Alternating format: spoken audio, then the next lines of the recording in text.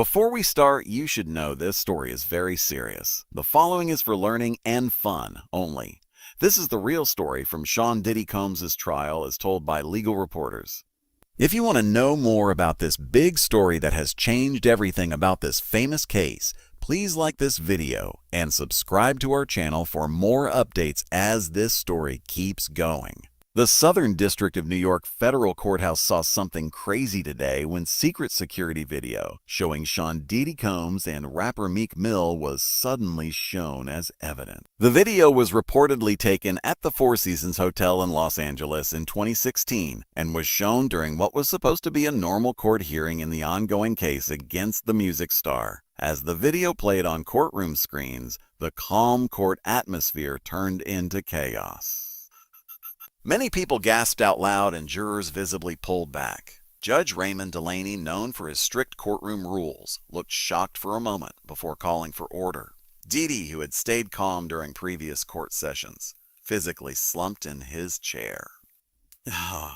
His lawyers frantically passed notes as they realized how bad this new evidence was. The video, which prosecutors said was completely real and unchanged, appears to go against sworn statements previously given by both Combs and Mill about their professional relationship and specific events related to the case. More importantly, according to legal experts in the courtroom, it potentially connects Combs directly to activities central to the most serious charges he currently faces. What makes this development particularly important isn't just what the video shows, but where it came from. The video was reportedly given to federal investigators by an anonymous source within the hotel's security team who had kept a personal copy despite alleged attempts to have all records of the interaction removed from official systems shortly after it happened. This isn't simply another shocking moment in an already high-profile trial. It represents a potential turning point in the prosecution's case, introducing concrete visual evidence where previously they had relied mainly on testimony that defense attorneys had worked systematically to discredit. The full story begins with how this footage stayed hidden for years, what exactly it reveals about the relationship between these prominent industry figures, and why its sudden appearance in court today may have permanently changed the outcome of one of the most closely watched criminal cases in recent entertainment history. The atmosphere in courtroom 14B of the Manhattan Federal Courthouse had settled into the methodical rhythm typical of complex federal cases by their third week. The initial media frenzy had calmed down into more focused coverage with a consistent group of legal reporters sitting in the designated press section. Security procedures had become routine, and even the arrival of high-profile defendant Sean Diddy Combs no longer created the stir it had during early proceedings.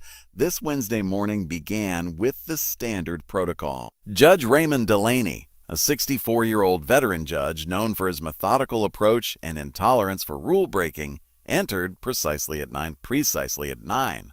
The 12 jurors and 4 alternates took their seats with notebooks ready. Prosecution and defense teams arranged their materials with practiced efficiency at their respective tables. Diddy arrived wearing a tailored navy suit, crisp white shirt, and subdued tie, a carefully constructed image of business respectability that replaced his flashy public persona since the charges were filed. He acknowledged his legal team with a brief nod before taking a seat, his expression revealing nothing of the internal pressure he surely felt as the defendant in a case that could potentially result in decades of imprisonment. Lead prosecutor Alina Michaels, a seasoned federal attorney with a reputation for careful preparation, had indicated the previous day that this session would focus on establishing the timeline of specific events alleged in counts 3 through 7 of the charges. The proceedings were expected to be technically focused but relatively routine. The methodical building of the government's case through financial records, communication logs, and witness confirmation.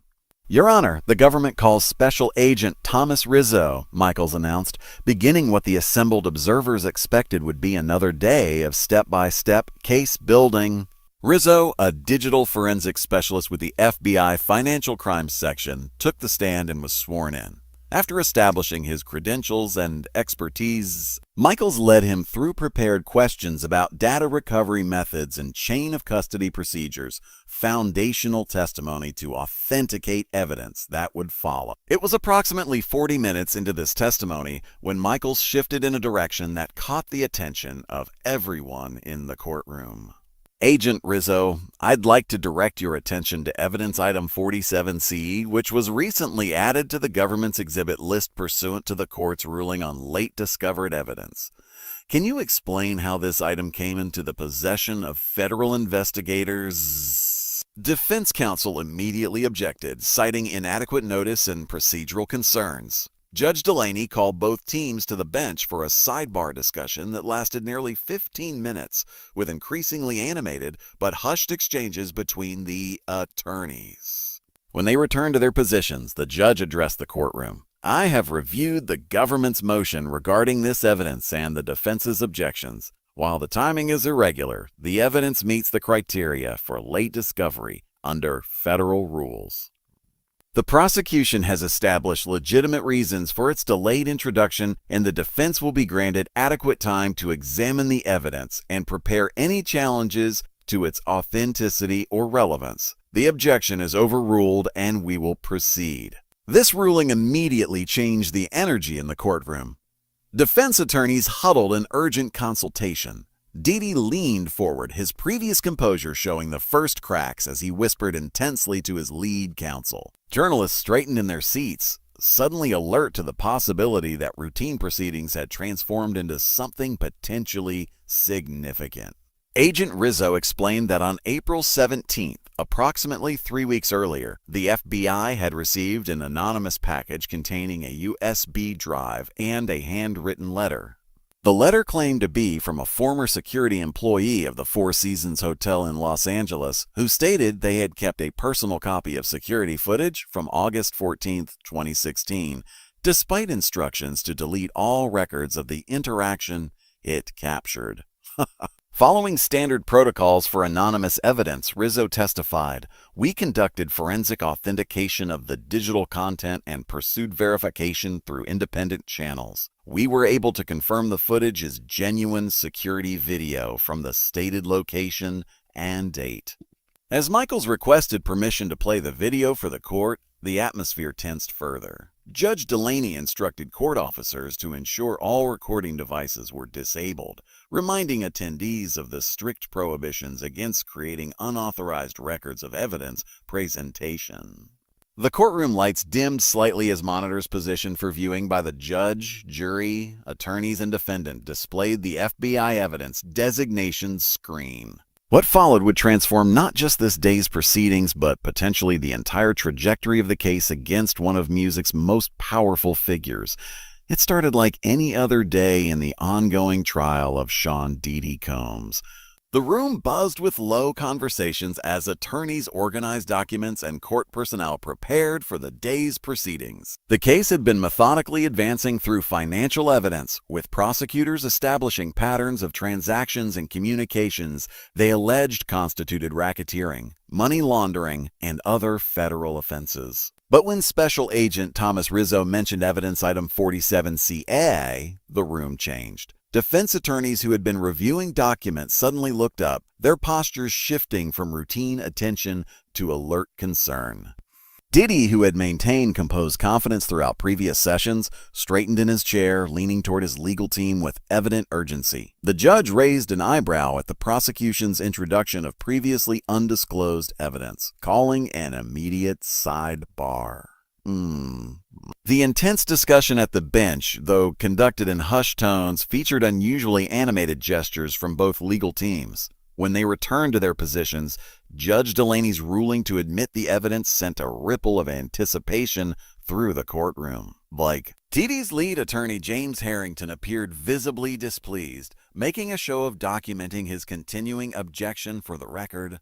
Your Honor, while we respect the court's ruling, we maintain that introducing evidence of this nature without adequate time for review fundamentally disadvantages the defense and potentially prejudices the jury. Judge Delaney acknowledged the objection but remained firm. Your concerns are noted, counsel. However, the court is satisfied that the prosecution has met the burden for late introduction under federal rules. You will have time to examine this evidence thoroughly before cross-examination continues.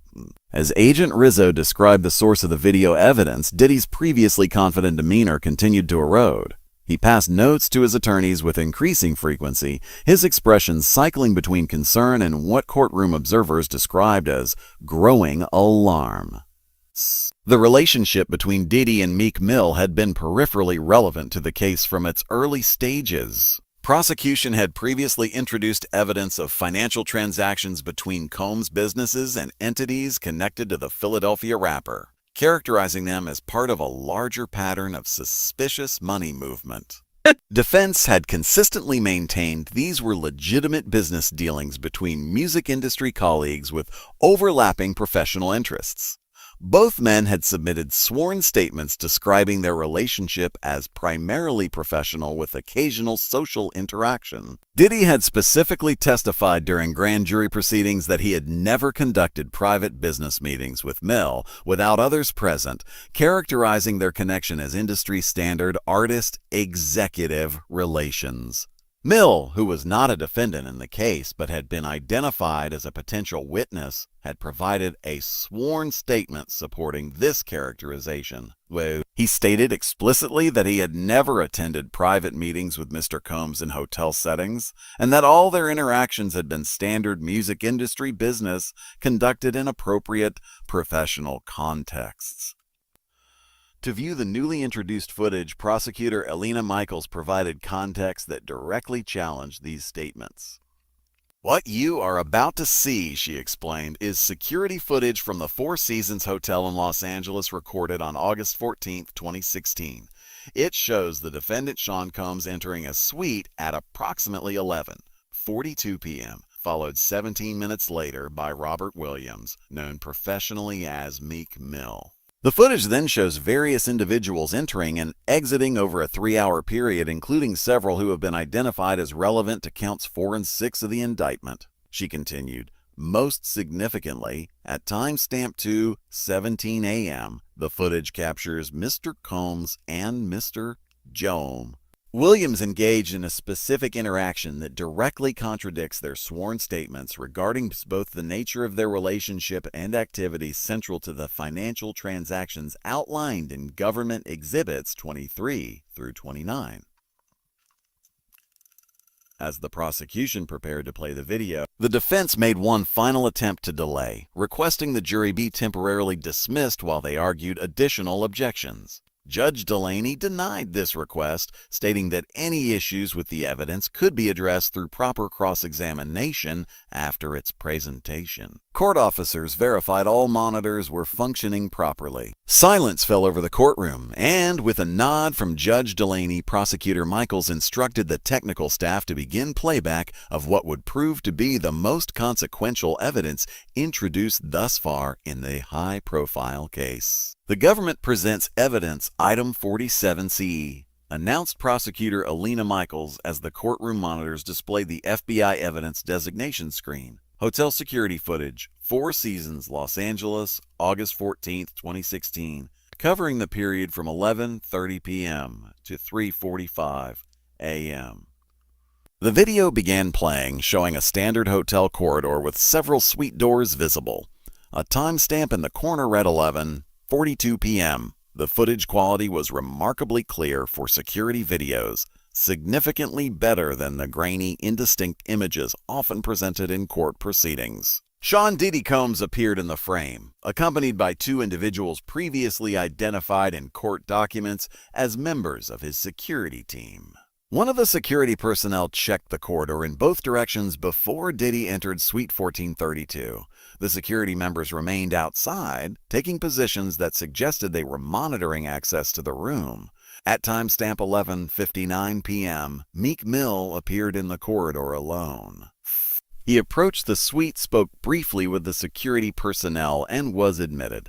The video continued showing several individuals arriving over the next hour, some remaining for only brief periods, all checked by security before entry. The most significant segment began at timestamp 2:14 a.m. The security personnel temporarily left their positions, moving down the corridor, apparently responding to something off camera. During this brief window, the suite door opened and Diddy and Meek Mill emerged, engaged in what appeared to be an intense conversation. Though the security footage didn't include audio, the body language between the two men was unmistakably tense. Diddy gestured emphatically while speaking, occasionally pointing directly at Mill, who primarily listened with his arms crossed.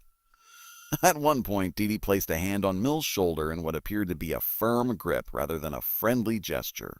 What happened next caused the first audible reactions in the courtroom. Diddy removed an envelope from his jacket and handed it to Mill. Mill opened it, briefly examining the contents before nodding and placing it inside his own jacket. The two men then engaged in what appeared to be a more relaxed conversation before returning to the suite. As this segment played, prosecutor Michaels paused the video. The government will establish through financial records and subsequent witness testimony that the contents of this envelope directly relate to transactions detailed in Count 6 of the indictment, specifically the initiation of a series of international transfers designed to conceal the origin and destination of funds connected to the enterprise described in the RICO charges. She resumed the video, advancing to timestamp 3:17 a.m. The footage showed Meek Mill exiting the suite alone. His demeanor appeared significantly different, more subdued and hurried than when he had entered, despite the late hour and the presence of security personnel who had returned to their positions. At 3:42 a.m., the final segment showed Diddy leaving with his security team and 3 additional individuals whose faces were temporarily obscured by the prosecution, pending their formal identification in court. Before the group left the frame, Diddy stopped and appeared to speak directly to a wall-mounted security camera, the same camera recording the footage being viewed. He pointed directly at it, then made a slashing gesture across his throat. As the video concluded, the courtroom erupted into murmurs and exclamations. Judge Delaney immediately called for order, his gavel striking sharply several times before quiet was restored. The jury will disregard any reactions from the gallery, he instructed firmly.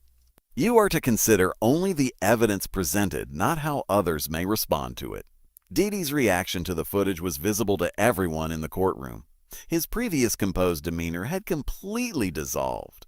He sat hunched forward, hand covering his mouth, engaged in urgent whispered consultation with his legal team.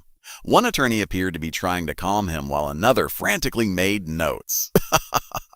Prosecutor Michaels approached the bench. Your Honor, the government would like to enter into evidence additional materials that directly connect what was just observed to financial records previously introduced as Government Exhibits 23 through 29. Objection, Your Honor. The defense has had no opportunity to examine this footage properly, verify its authenticity, or prepare appropriate responses. We request an immediate recess to consult with our client and examine this alleged evidence. Judge Delaney considered briefly before responding. The court will grant a 2-hour recess for the defense to review this evidence. However, I am denying any motion to exclude it at this time. The prosecution appears to have established sufficient authentication through Agent Rizzo's testimony regarding forensic verification. As the judge announced the recess, the courtroom remained charged with tension. Legal analysts present immediately recognized the potential significance of what they had witnessed, not just evidence that contradicted sworn statements, potentially exposing both Diddy and Meek Mill to perjury charge, but concrete visual documentation connecting the defendant directly to alleged financial crimes that had previously been established only through complex paper trails and testimony. The footage had transformed abstract allegations into something the jury could observe with their own eyes, a development that experienced court observers noted could fundamentally alter how the jury perceived both the defendant and the broader case against him. When court reconvened after the 2-hour recess, the atmosphere had transformed. Defense attorneys appeared visibly strained, having clearly spent the break in intense consultation with their client and likely reaching out to Meek Mill's representatives. Diddy himself had abandoned the confident posture maintained throughout previous proceedings, now sitting with shoulders hunched and gaze frequently lowered. Judge Delaney addressed both legal teams. I understand the defense has filed an emergency motion regarding the newly introduced evidence. We'll address that briefly before continuing with testimony. Defense Attorney Harrington rose. Your Honor, we maintain our objection to this evidence on multiple grounds. While we continue to question its authenticity despite the prosecution's claims of verification, our primary concern is context. This brief video segment, presented without proper background or explanation, creates a fundamentally misleading impression about a legitimate business interaction between music industry colleagues. He continued, should this evidence remain admissible, we request permission to call Mr. Williams as a witness to provide necessary context about the nature of his professional relationship with Mr. Combs and the specific interaction captured in this footage. Judge Delaney turned to the prosecution. Ms. Michaels, does the government have any objection to the defense calling Mr. Williams? Prosecutor Michaels responded, in fact, we welcome his testimony, as we believe it will provide valuable insight into the pattern of behavior outlined in our case. However, we would note for the record that Mr. Williams' previous sworn statement directly contradicts what is clearly visible in this authenticated footage, which may raise additional legal concerns for him personally. This subtle reminder of potential perjury exposure hung in the air as Judge Delaney ruled. The defense motion to exclude the evidence is denied. The motion to call Mr. Williams as a witness is granted. Now let's proceed with the prosecution's presentation of additional context for this video evidence. Prosecutor Michaels called FBI financial analyst Rebecca Chen to the stand. After establishing her credentials, Michaels directed Chen to explain the significance of the interaction captured in the hotel footage. Agent Chen, how does what we observed in the security video connect to the financial evidence previously presented in this case? Michaels asked.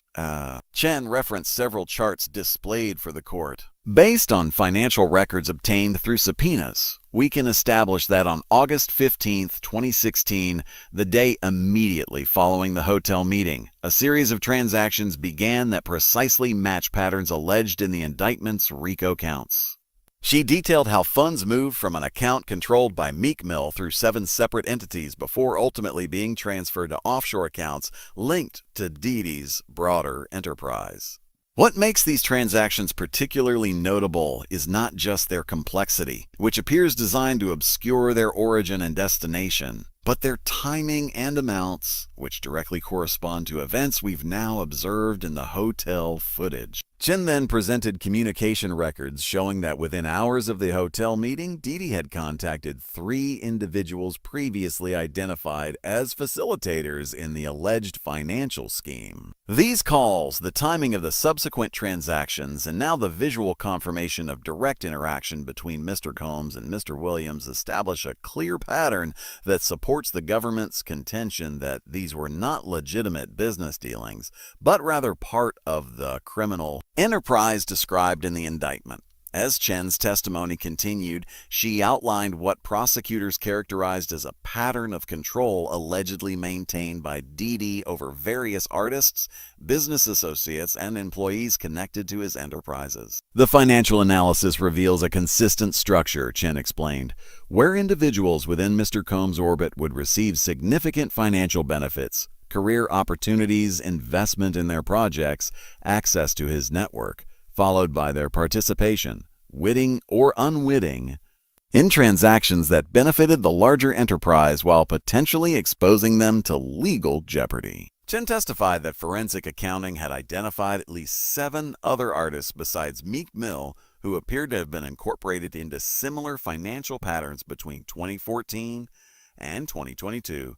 What we observe is a sophisticated system where legitimate business dealings create the foundation for and provide cover for transactions that violate numerous federal statutes. Throughout this testimony, Diddy's demeanor continued to deteriorate. Court observers noted that he avoided looking at the evidence displays, instead focusing intensely on notes he was writing and passing to his attorneys. His legal team appeared increasingly concerned, with multiple lawyers now taking turns attempting to calm their client, while others prepared for cross-examination. The prosecution's strategic introduction of the hotel footage had accomplished something significant. It had transformed what had been a complex, abstract financial crimes case into something concrete and visual that jurors could directly comprehend. The footage provided a tangible connection between Diddy's personal actions and the elaborate financial structures detailed in previous testimony.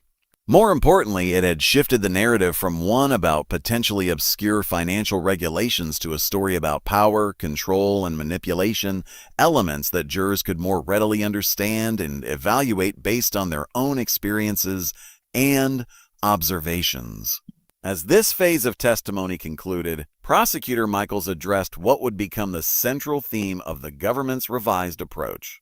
The evidence will show that Mr. Combs didn't just participate in these activities. He orchestrated a system where his power and influence in the industry created both the opportunity for financial crimes and the leverage to ensure others' participation and silence. The hotel footage provides a rare glimpse into how this system operated behind closed doors, contradicting the public image and sworn statements designed to conceal it. The jury's attention remained fixed on the evidence displays, several members taking detailed notes. The transformation in how they appeared to perceive the case was palpable. From distant observers of complex financial allegations to engaged evaluators of human behavior, they could see and interpret for themselves. The prosecution's presentation of the hotel footage and its connection to financial evidence created a palpable shift in the courtroom dynamics.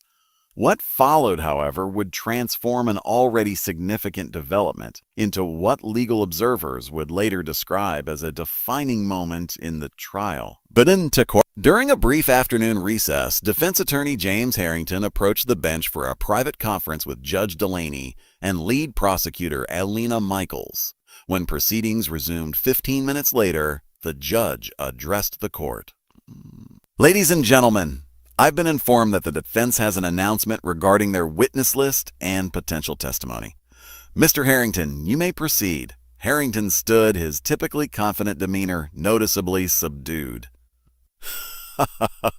Your Honor, after consultation with our client, we wish to inform the court that we have made contact with Robert Williams regarding potential testimony related to the hotel footage introduced today. Mr. Williams has indicated through his legal representation that he is willing to appear as a witness, but cannot do so until next week due to prior commitments outside the country. This seemingly procedural announcement caused Prosecutor Michaels to rise immediately. Your Honor, the government has reason to believe this request for delay may be connected to efforts to coordinate testimony.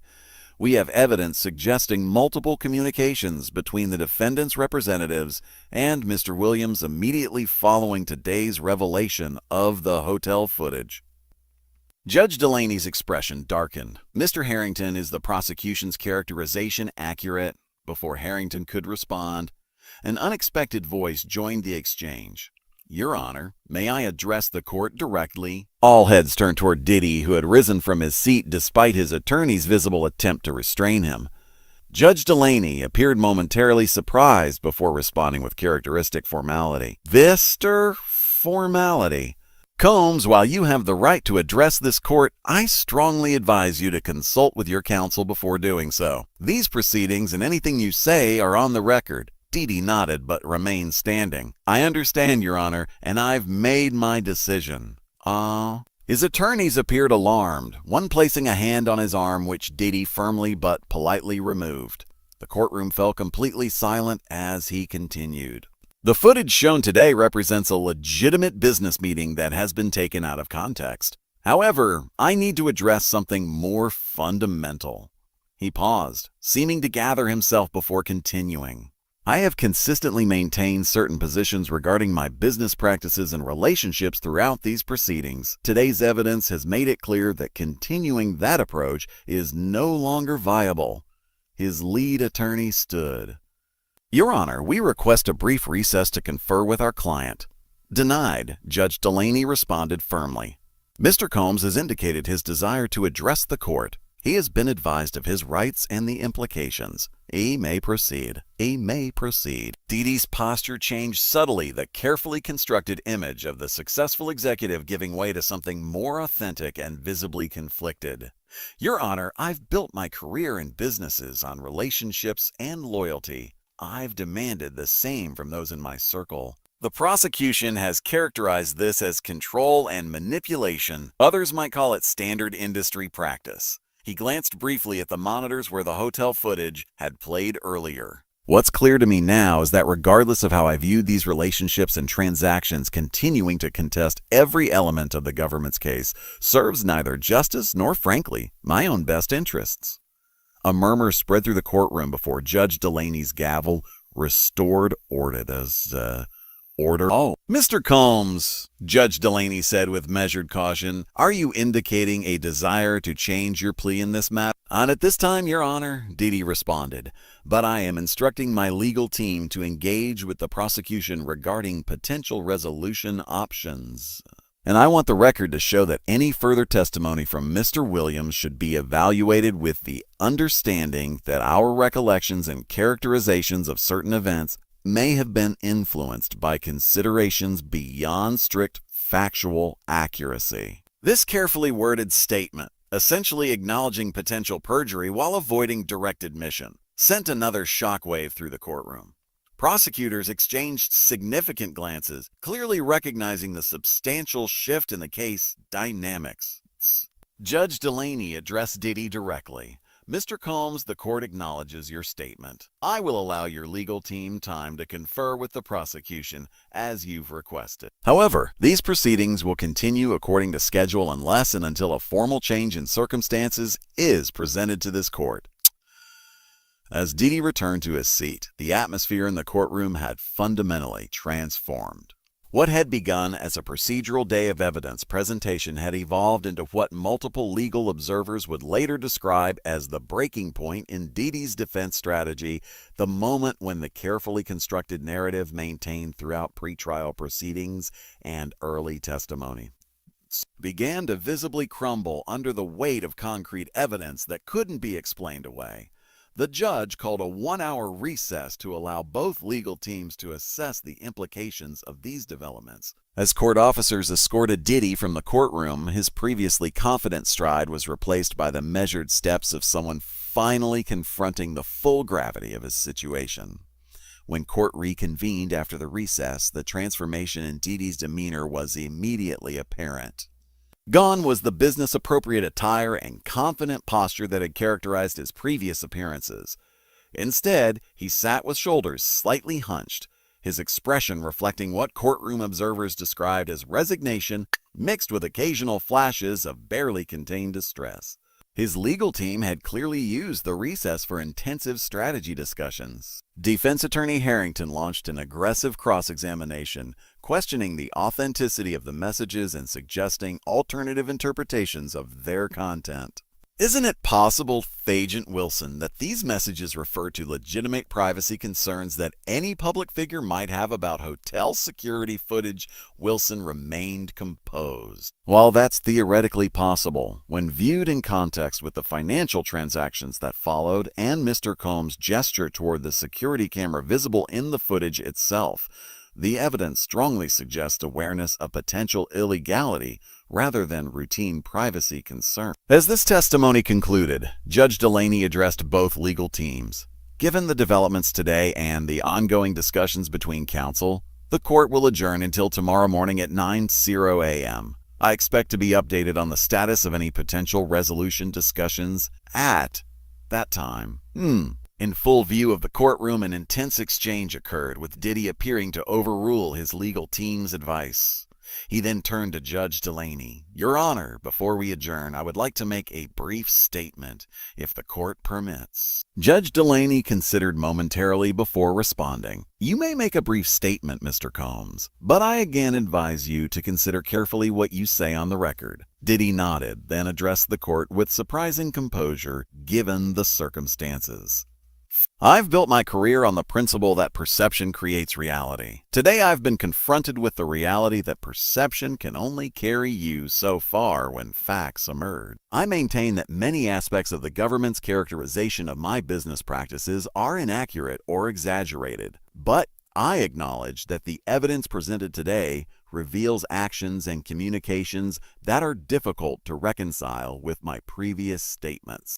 He paused, appearing to carefully consider his next words. I've instructed my legal team to work constructively with the prosecution to find an appropriate resolution to these proceedings, one that acknowledges actual conduct without accepting every characterization the government has presented. I believe this approach serves justice better than continuing to contest every element of the case. This remarkable statement, essentially acknowledging culpability while preserving some dignity, fundamentally altered the atmosphere in the courtroom. It represented the moment when one of entertainment's most powerful figures publicly accepted that his influence had limits and that the systems of protection he had constructed were ultimately penetrable. As Diddy was escorted from the courtroom, the significance of what had transpired was evident to everyone present. The case had reached its turning point not through dramatic witness testimony or legal maneuvering, but through the silent evidence of a hotel security camera that had captured a moment its participants believed would never come to light.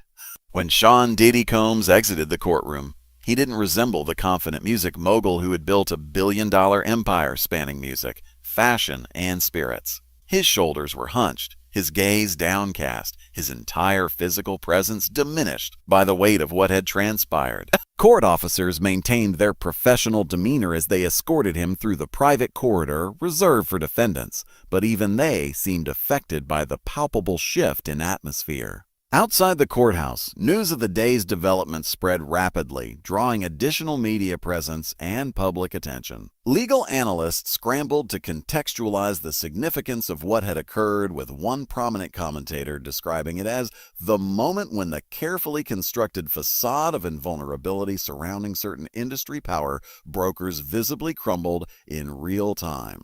By evening, multiple sources confirmed that intensive plea negotiations were underway, with Diddy's legal team working to secure terms that would acknowledge wrongdoing while limiting potential imprisonment. These discussions reportedly extended beyond the specific charges Diddy faced to include consideration of his potential cooperation regarding broader industry practices, a development that sent ripples of concern through entertainment executive suites across New York and Los Angeles. The impact extended far beyond Diddy himself. Within hours, representatives for Meek Mill issued a carefully worded statement indicating he was cooperating fully with federal authorities and reviewing his legal options regarding previously submitted statements. This diplomatic language barely concealed the reality that Mill faced potential perjury charges himself unless he could provide valuable information to prosecutors in exchange for leniency. Entertainment industry insiders describe the situation as creating a domino effect of concern throughout certain sectors of the business. Multiple high-profile figures reportedly contacted attorneys to assess their own vulnerability regarding past interactions with Diddy's various enterprises. One veteran music executive, speaking anonymously to a major publication, characterized the mood as tense recalculation of relationships and associations that seemed beneficial but may now represent significant liability. The hotel footage revelation proved particularly damaging because it undermined a central strategy of Diddy's defense, the argument that prosecution witnesses were unreliable or motivated by personal grudges against a successful Black entrepreneur. Visual evidence couldn't be dismissed as easily as testimony, and its emergence suggested that other supposedly deleted records might similarly resurface as the case progressed. Within the legal community, the focus shifted to analyzing how this development might affect the broader landscape of industry practices. Former federal prosecutor Ilana Washington, commenting on a legal analysis program, observed, "What makes this case potentially transformative isn't just what it might mean for Sean Combs personally.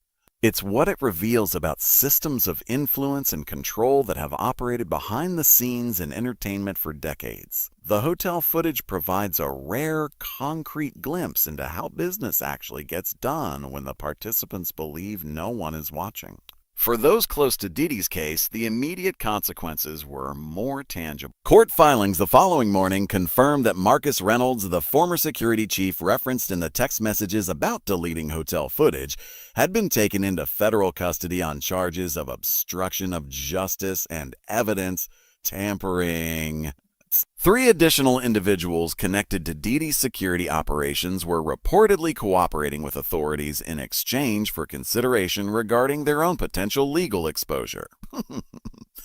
Perhaps most significant was the effect on other ongoing investigations. Sources within federal law enforcement indicated that the techniques revealed in the Diddy case, particularly regarding how electronic evidence was handled and how potential witnesses were managed, provided valuable templates for examining similar patterns in other high-profile investigations that had previously stalled due to lack of concrete evidence or witness cooperation. Social media reaction reflected the complexity of Diddy's public image and legacy. While some fans expressed shock and disappointment, others pointed to long-standing rumors and allegations that had circulated for years, suggesting the revelations merely confirmed what many had long suspected, but couldn't prove. Cultural commentators noted how the case highlighted the gap between carefully managed public personas and private behaviors in an industry